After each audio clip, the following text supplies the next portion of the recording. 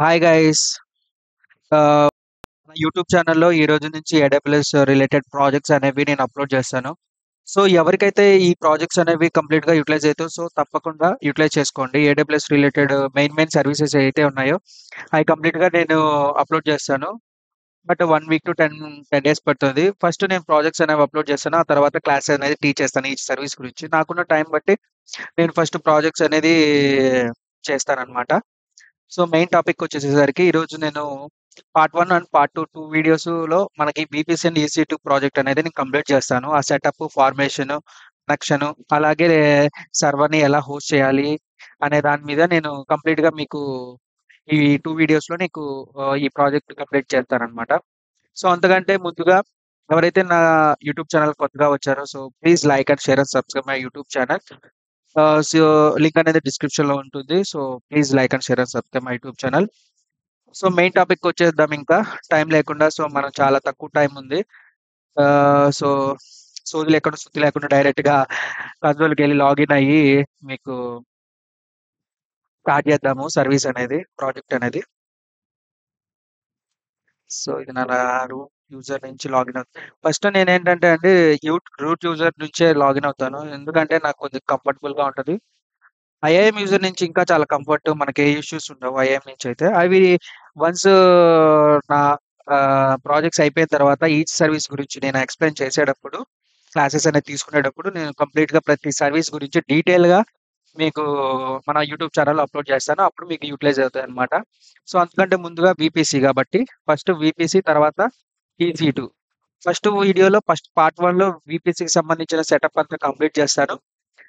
Part 2లో ఈసీ2 సర్వర్‌ని host చేసి, ఆ సర్వర్‌లో వీపీసీ మనము ఏదైతే క్రియేట్ చేసిన సంబంధించిన క్లౌడ్ ఉంటదో అది కంప్లీట్‌గా ఈసీ2లో యుటిలైజ్ చేస్తానన్నమాట. సో,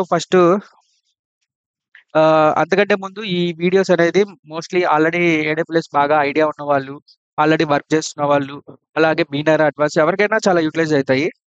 సో, ముందుగా నేను చెప్పిన దాన్ని బట్టి మనకి ఈ వీడియో ఏంటంటే ఏడబ్ల్యూఎస్ వీపీసీ అండ్ ఈసీ2 ప్రాజెక్ట్ కదా! సో, ఇందులో పార్ట్ 1 ఏంటంటే వీపీసీ సెటప్ అంతా కంప్లీట్ చేస్తాను. ఈ వీపీసీ సెటప్‌లో మనకి ఆల్రెడీ 5 స్టెప్స్ ఆల్రెడీ ఇక్కడే ఉన్నాయి.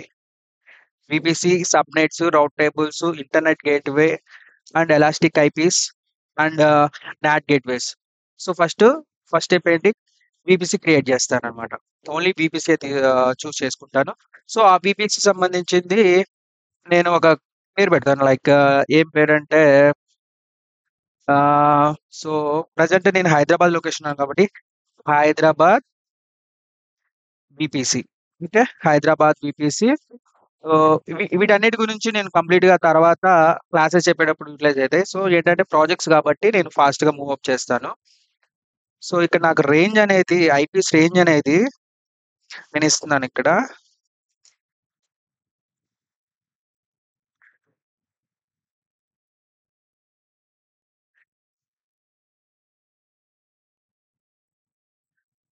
సో, 16 ఎందుకు యూటిలైజ్ చేశారంటే 16 అంటే 65,536 ఐపీస్ అన్నమాట.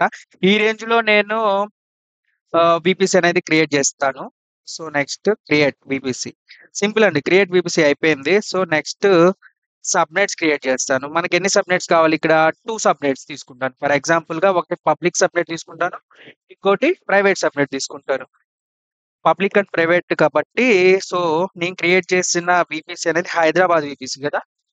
సో, హైదరాబాద్ వీపీసీ తీసుకొని Hyderabad public, Hyderabad public subnet. Okay. Hyderabad public subject నేను అవైలబుల్ జోన్ 1లో పెడతాను. 10.0.0.024 మనకి 24 అనేది 256 ఐపీ ఆల్రెడీ ఐడియా ఉంటుంది. బట్ 256 ఈ రేంజ్‌లో నేను ఒక సబ్‌నెట్ క్రియేట్ చేస్తాను. ఇది ఏంటంటే నేను ఆహ్, ఒకటి కంప్లీట్ అయిపోయింది. ఇంకొక సబ్‌నెట్ తీసుకుంటాను. అది ప్రైవేట్ సబ్‌నెట్ కింద తీసుకుంటాను. Private Hyderabad, Hyderabad private subnet.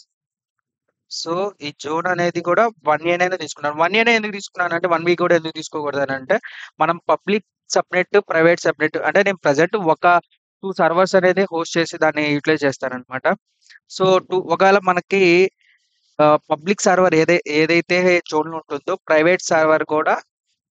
Private subnet కూడా అదే జోన్‌లో ఉంటే మనకి సర్వర్ అనేది హోస్ట్ చేసుకోవడానికి సింపుల్‌గా ఉంటదనమాట. సో, 0.0.1 సారీ 1.0/24 256 ఐపీసీ ఇది private subnet. So, subnets 2 create చేశాను.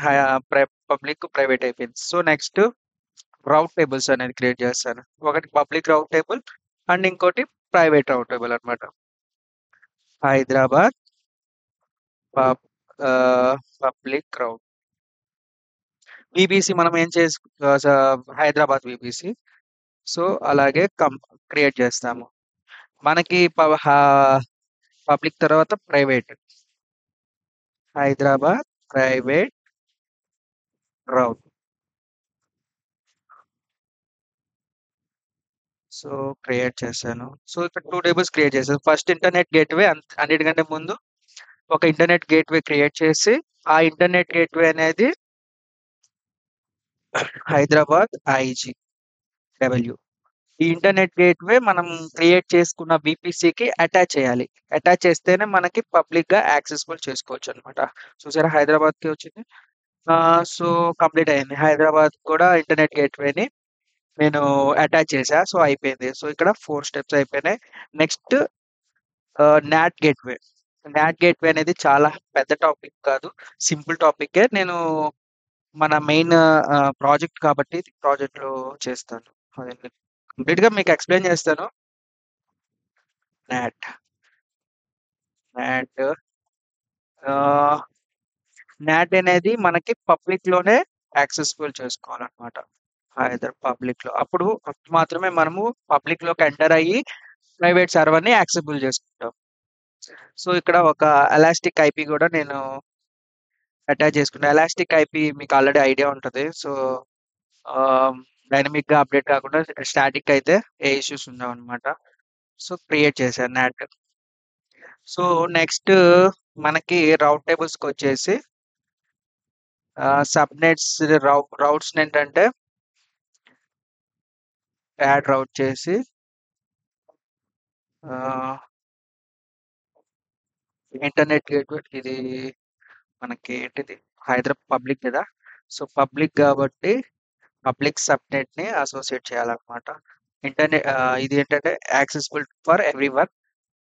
పబ్లిక్ కాబట్టి మనము ఇంటర్నెట్ గేట్‌వేని అటాచ్ చేయాలి. 000 అనేది ఇంటర్నెట్ గేట్‌వేకి ఎవ్రీవన్ కెన్ యాక్సెసిబుల్ అనమాట ఇది. సేవ్ చేసాం నెక్స్ట్. ఇది హైదరాబాద్ సో, నెక్స్ట్ రౌట్ టేబుల్ ఏంటి ఇక్కడ ప్రైవేట్. ప్రైవేట్ అంటే మనం నాట్ గేట్‌వేని అటాచ్ చేయాలి.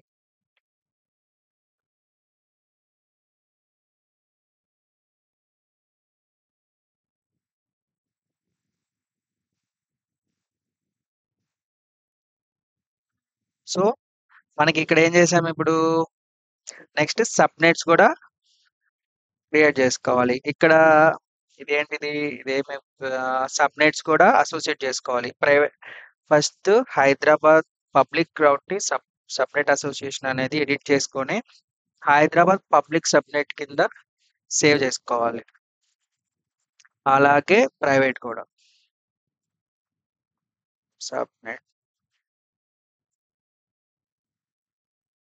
ప్రైవేట్. సో, మనకి కంప్లీట్‌గా స్టెప్స్ అన్నీ అయిపోయాయి. సింపుల్ అన్నమాట. ఇదే బీపీసీ. ఫస్ట్ వీడియోలో మనము ఫస్ట్ ఏం చేసాం? బీపీసీ క్రియేట్ చేసాం. నెక్స్ట్ సబ్‌నెట్స్ కూడా క్రియేట్ చేసాం. అలాగే రౌట్స్ క్రియేట్ చేసాం. అలాగే నాట్ గేట్‌వేని, ఇంటర్నెట్ గేట్‌వే వీపీసీకి అటాచ్ చేసాం. నాట్ గేట్‌వేని ప్రైవేట్ సబ్‌నెట్‌కి అటాచ్ చేసామన్నమాట. సో, ఇక్కడ ఇందాక ఒకటి టాపిక్ ఏంటంటే, ఇప్పుడు నాట్ ఏంటంటే మెయిన్‌గా ఇప్పుడు ఒక అమెజాన్ అప్లికేషన్ ఉంది. సో, అందరూ అమెజాన్ డాట్ కామ్ అని కొట్టినామంటే మనకి వెబ్ సర్వర్ వస్తది. So, Amazon, Amazon dot com. So ఈ అమెజాన్.కామ్ ఓపెన్ అయినమ్మటే ఇది ఫర్ ఎగ్జాంపుల్‌గా ఒక సర్వర్ ఒక ఫేస్‌బుక్ పేజ్ గాని అది 3 టైర్ ఆర్కిటెక్చర్‌ని సింపుల్‌గా తీసుకున్నామనమాట. లైక్ 3 టైర్ ఆర్కిటెక్చర్ అంటే first web server, application server, data server. Okay.